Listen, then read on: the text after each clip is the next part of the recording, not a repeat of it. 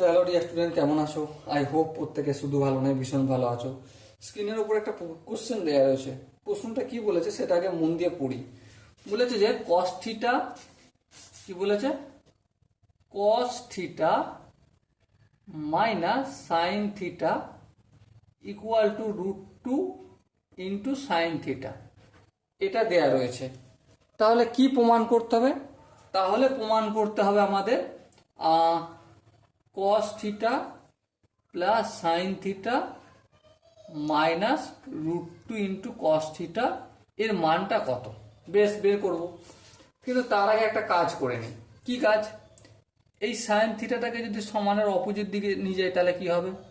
Cos theta equal to √2 sine theta plus sine theta, minus sine theta ছিল, সমানের opposite দিকে গিয়ে plus sine theta হলো। বেশ, এবারে লক্ষ্য করো। আচ্ছা, আর কিছু করব? চলো আর কিছু করব না, এখানেই রেখে দিলাম। এবারে এই যার মান বের করতে হবে সেটাকে আমি এখানে লিখছি। কি লিখছি? Cos theta plus sine theta minus √2 into cos theta. বেশ, এবার দেখো, প্রথমে আমি এই কস থিটার ভ্যালুটা পুট করব এখান থেকে নিয়ে। হ্যাঁ, কস থিটা সমান কত? √2 into sine theta plus sine theta. হ্যাঁ, তারপরে দেখো এখানে প্লাস সাইন থিটা রয়েছে, এই প্লাস সাইন থিটাটা লিখলাম। ওকে, বেশ, এখান পর্যন্ত কোনো অসুবিধা নেই।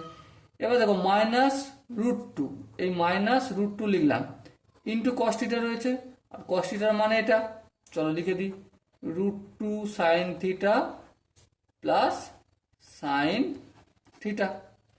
এবার বাকি যেমন আছে এটা রেখে রেখে দিই এখানে, √2 সাইন থিটা প্লাস, দেখো এখানে একটা সাইন থিটা, এখানে একটা সাইন থিটা, তাহলে দুটো সাইন থিটা লিখে দেবো একবারে, সুবিধা হয়ে গেল।